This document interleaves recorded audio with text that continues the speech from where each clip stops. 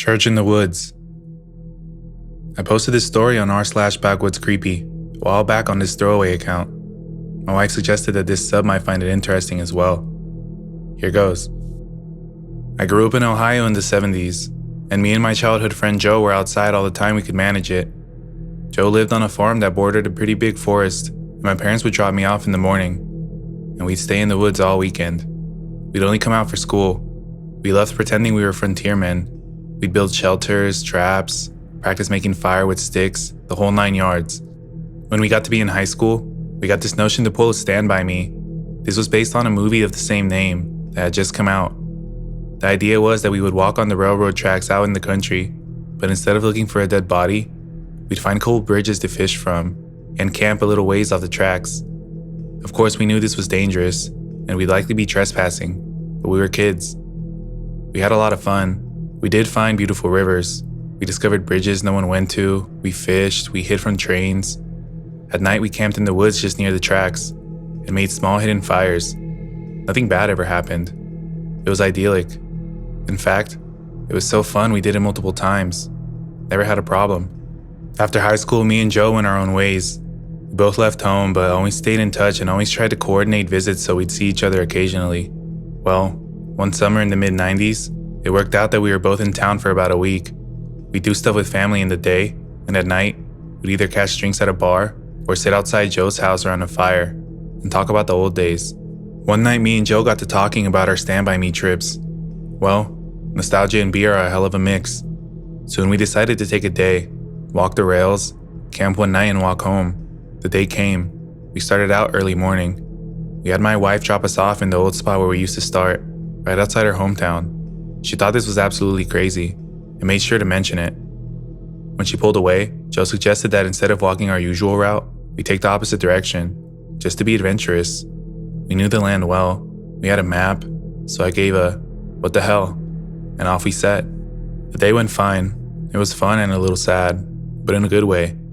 We found the bridge and sat on the edge, smoked a joint and moved on. We had no fishing gear, but we brought some canned food and other stuff. Before the night started to set in, we picked a spot to camp. It was a thick and forested area, trees on every side of the train tracks, so you felt like you were in a tunnel.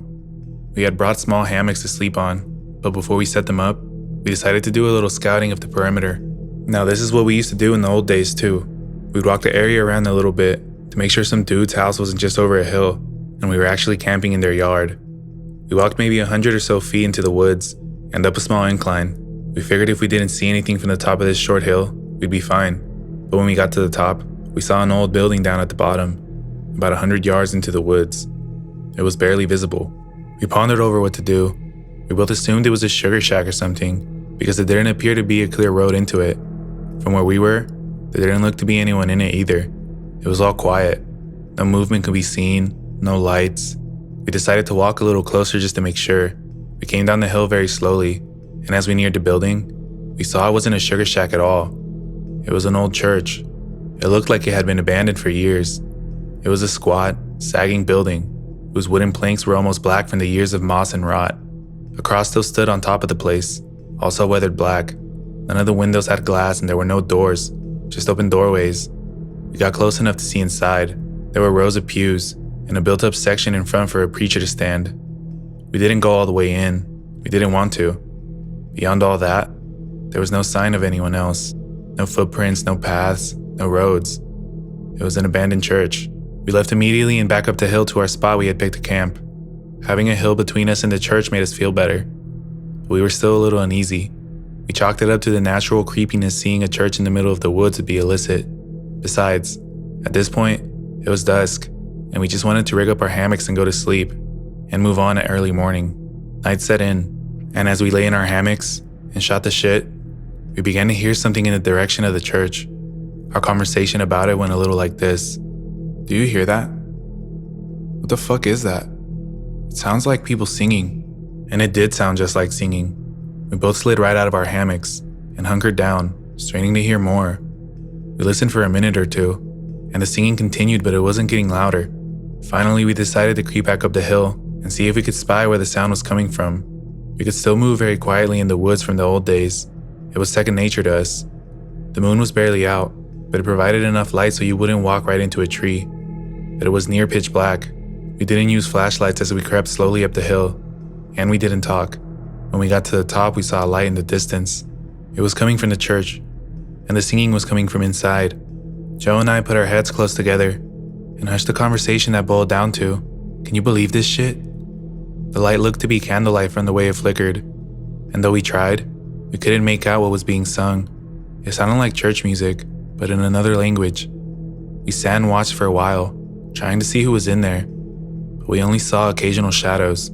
We had no intention of getting closer either. We had about a football field length between us and we aimed to keep it that way. The singing continued for a bit, and then it stopped. After that, a booming male voice began to chant. I was already freaked out, but this voice thoroughly scared the shit out of me. It sounded like some Old Testament preacher you see in the movies, but again, it was like he was speaking in a different language because we couldn't understand a single word. Eventually it got to where the single male voice would say something, and then a bunch of voices would answer in song. It lasted for a while, and then they all broke out into this long sustained wail that just kept getting louder.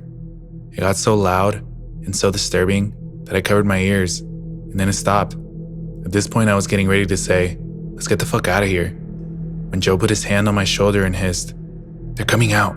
We were far enough away that we couldn't make them out really well, but what we could see was a line of figures walk out the open doorway, all holding hands in a single file. We could see some of them had flashlights. They began to sing again, and the light from the flashlights began to move towards us and the hill. We booked it back down to our campsite, grabbed our shit and ran to the tracks. Once there, we ran down the tracks in the direction we had come from. After a few minutes, we stopped and looked back. We saw lights coming down the hill. They were moving erratically, like whoever was holding them was shaking them. We continued to run in spurts and walk as fast as we could. We eventually stopped seeing the lights and came to a road. By our map, we knew a small town was about 15 minutes down it, and we walked there, got to a 24-hour gas station, called my wife to come get us. My wife and other friends all thought it was just kids messing around, but I heard those voices, and they sure as hell didn't sound like kids to me. Not sure who those people were, but it was definitely the creepiest thing that has happened to me out in the woods.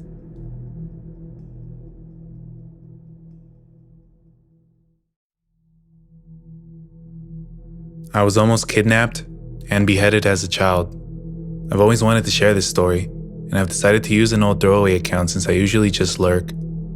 I have no real way of proving my credibility, but if you've ever visited or live in a rural part of South Asia, you can probably vouch for me in saying that it's a lot more plausible than one might assume. Also, this ended up being a lot longer than I thought, but I wanted to recount it precisely the way I remember it. I had one of those moments recently, where a lot of things come together in my brain to make sense of an event that my child mind couldn't properly comprehend at the time. So, my mom was born and raised in the UK, but she is of South Asian descent, and since I'm mixed, she tries really hard to make sure I'm in touch with my culture. This meant that as a child, we made a lot of frequent visits back home.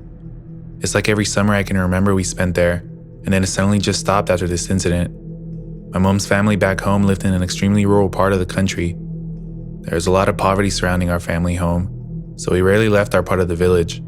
I was never allowed to explore, and coming from the concrete jungle that is London, I was always so curious. I'm going to explain what happened on this one particular day, the way I remember experiencing it, and then I'll explain what I failed to realize at the time. I was 8 at the time. One of my uncles from a neighboring village would often visit with his children, and when they did, my mom would let me go with them to a small hut-like shop that sold sweets and snacks like 15 minutes away from the family home. My cousins were 11 and 19, both male, and it was broad daylight. To get to the shop, we would walk through a small DIY road, and on both sides is what I would call the jungle. It was basically just lots of trees and bushes as far as you can see. You can't really see anything beyond the trees. It's just a lot of greenery. I'm mixed with East Asian, so being an obvious foreigner in a rural part of back home meant that I was pretty used to strangers staring and asking me questions. I was also used to creepy men who would tell me I was beautiful because I have pale skin. My mom warned me about these men and made sure I knew to stay away from them, so the road to the hut was paved with creepy people making creepy comments and my cousins basically telling them to leave me alone. In less pleasant terms, there was also a group of young guys. Some of them had motorbikes, and some were just chilling. One of them waved at me. He seemed friendly enough, and I had met so many people that my mom was convinced I must remember from last time that I had zero recollection of, so I just waved back and went about my day. Once we got to the hut, we immediately started losing our self-control with the snacks. The owner was super friendly, and he let us try a bunch of the sweet mishtis he had, and he also had kulfi ice cream for the first time. I distinctly remember being really excited because my mom and one of those ladies that worked as a cook both loved kulfi ice cream, so I thought it would be a nice surprise for them. I asked for 3, and the nice guy gave me 4, and so my hands were full and they were quickly melting. And he told me to run, run, run, go home quickly, quickly. I told my cousins I would get a running start, and once they finished, they could catch me up. I would still be in their line of sight, plus it was daylight and it was a busy road. I start running back. There are a few older aunties stood at the top of the road, and something about their presence gave me a sense of security. I felt a lot safer knowing that they were there, and paired with the fact that my cousins were able to see me clearly, I felt comfortable enough to just walk back leisurely, minding my business, eating my ice cream. I passed a group of guys, and the one that had waved at me came over to me. He said I was X's niece, right? X being my uncle. And he jokingly took one of my ice creams and said, "She got an ice cream for Mama." Mama means uncle in our language, and so I just assumed he was a friend of my uncle's. He asked me when I arrived and how I was finding the country. He was so friendly, and he didn't look like the stereotypical creep. When I said I was going home, he said, "Why don't you let Uncle take you? You can ride on my motorcycle." I think that's when something clicked in my mind, that maybe he wasn't the friendly uncle I thought he was. That's also when I realized I was pretty much circled in and surrounded by the group. It was also when I realized I couldn't see my cousins, or the group of old ladies, which also meant they probably couldn't see me. I wish I could explain in words how hopeless and afraid I was. I had all the threats in the world explained to me by my mom, in a country where I knew I was vulnerable, and had to be cautious, and I still managed to find myself in a dangerous situation. Luckily, my cousins came running and shouting, and the guys ran off into the jungle. This creeped me out because there was nothing in the jungle. It was just trees as far as I could see, and I knew that it would be nearly impossible to find them in all of that. We caused quite a scene, and the villagers seemed to react as if they were already on edge. When we told my family what happened, I was basically on house arrest, and my mom refused me out of her sight. I was pretty shook up about the whole situation, and so, honestly, I was kinda grateful for that. I put it down to my paranoia, but at the same time, I would get overwhelming feelings of being watched. Our village is quite small, like amongst them, it's an everyone knows everyone sort of thing. My uncle was also a big community figure, and he's very well known amongst the villagers, which is why the men probably put 2 and 2 together that I was his niece. Having foreign family over is usually a pretty big deal, and having a niece that is mixed race is also a very big deal. I'm sure word got around. He realized that there were a group of men on motorcycles who would frequently go past our house, and that they weren't anyone we would have known. It's creepy to think about it now, and the lengths they were going to. A couple of days before we were due to fly back, I had my second, last, and worst encounter with this particular friendly uncle. It was night, and it was like every other night, where we would play board games or card games in the front room. Because it was so hot, I went to my bedroom, and I was playing on my Nintendo DS, when I saw out of the corner of my eye, someone at the window, staring directly at me. It was him. The worst part is he had the most creepy, sick and twisted smile I've ever seen. He put his fingers on his lips, but I did the literal opposite and started screaming hysterically. I had been on edge since the ice cream incident, so what might seem like a little overreaction was just my natural response. I can't really tell you what happened next, because no one has ever told me. My very large uncle and his also very large friends are not known to be the friendliest of people, but I was told that he was dealt with, and that he would never bother me again. We recently received a wedding film from one of my cousin's weddings, and part of the film was her leaving to get to the venue, and I noticed that the jungle was no longer there. It had basically been cut down. For the first time I could see beyond the greenery. That's when my mom explained to me that my uncle had it cut down not long after that particular visit, because of the head cutters. My entire life, I have wondered what would have happened to me if I had gone on that motorbike, but now I know with reasonable certainty what his intentions were. During that time, a gang had been kidnapping beggar children. It took a while for the village to realize, because it's not unusual for beggar children to go missing. When we were there, people were vaguely aware that it was becoming a trend. A couple months later, a head was found. It became known in our village, but people tried to keep it quiet to avoid getting a bad name. The problem went away once a lot of the greenery was cut down, so there was nowhere left to hide. But it's also when they realized the magnitude of what had happened. The weird thing is, I've known about the head cutters for a while. I knew it was something that had occurred in our village, but for some reason, until recently, I never put 2 and 2 together. But now that I have, I often think about what nearly happened to me. More importantly, what happened to a handful of children in our little village. I think about the fact that Beyond our relatively small circle, no one thinks about them. No one is haunted by their deaths. So to the creepy uncle with the motorbike, let's not meet again. I wish the children had never met you, and I hope that no one has the misfortune of meeting you ever again.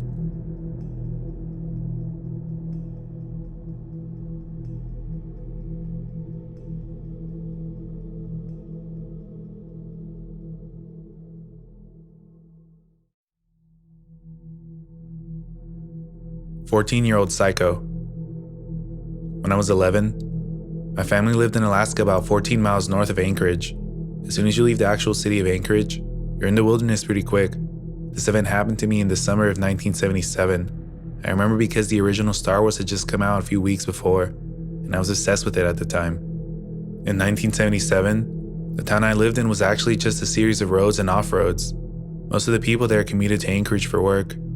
That's what my parents did. They both worked nights, meaning I spent most of my time alone at home. I don't have any siblings, and our house was about a half mile from the nearest paved road and surrounded by woods. I didn't have any real friends that lived close by. I knew a kid who lived at the end of my road. His was actually the next closest house and was still about 300 yards from mine.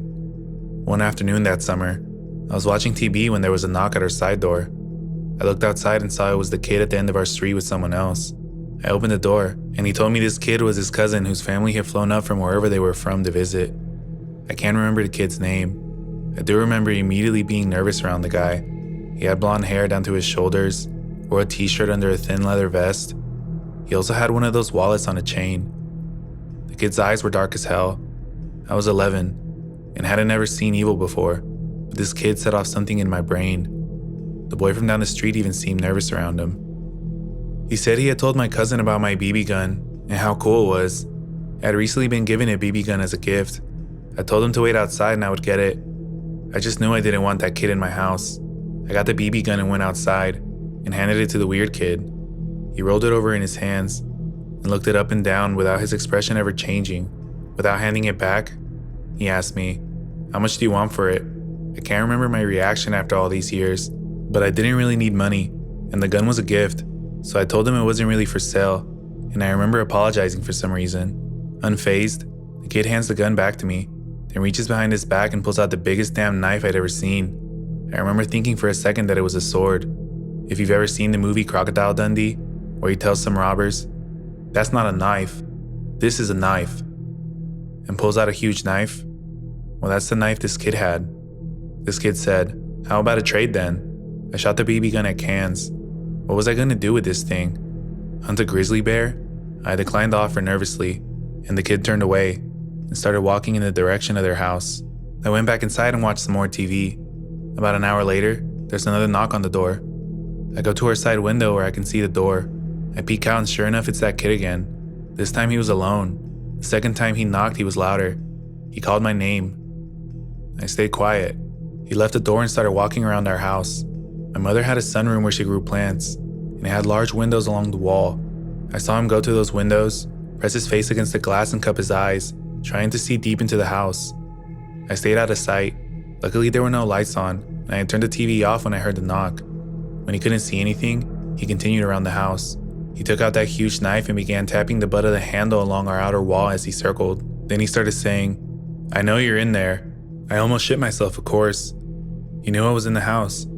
I was 11, home alone.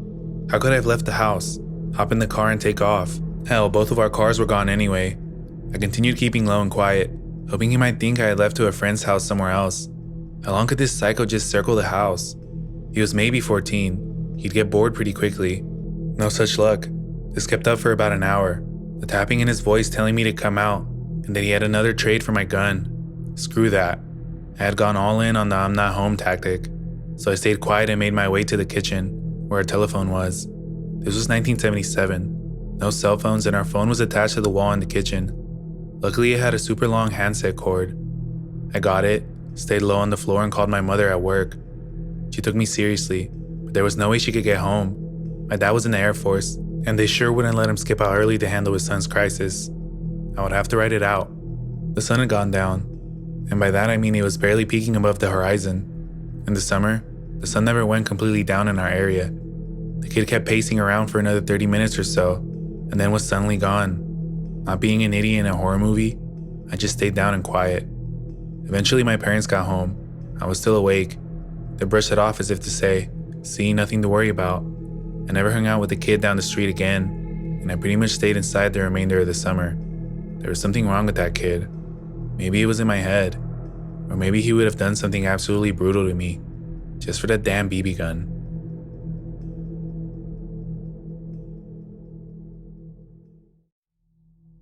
Man plans on killing my mom and I before dad steps in. So this is a shorter story that my dad told me had happened when I was about 1 or so. We were living in New Mexico at the time, and we're out for a Saturday just exploring. We were going in between places when my dad decided to stop the car at a local gas station to fill up, and he had left his credit card at home, so he was going to have to go into the gas station to pay. Meanwhile, all the excitement of the day was too much for me as a baby, and I mysteriously soiled my diaper. You know, as you do. So my mom realizes what I did and grabs her diaper bag and lays me down in the back seat of the car. She was standing outside of the car changing my diaper, and then all of a sudden my dad comes running up to the car full speed and asks, "Are you alright?" And my mom is really confused and asks what he means. My dad goes on to explain that he was in the gas station. He looked out towards the car and noticed a man who was sitting in a lawn chair nearby. He noticed the man stand up and didn't think anything of it. My dad looked away for a couple seconds, and when he looked back, he saw the man had acquired a tire iron and was hunched over slightly trying to approach our car with my mom and I. My mother's back was turned to the man and to the gas station, and so she didn't see him coming. My dad said the man was about 20 feet from my mom and I before my dad ran out and yelled at the man, who promptly took off running in the opposite direction. Then my dad came to meet us at the car and saved the day. I shudder to think what the man could have done to my mom and I if my dad hadn't been paying attention. Also, the area in New Mexico we lived in was not exactly safe, and this was not the first or last creepy/dangerous experience we had in this area. So we moved to Colorado later that year.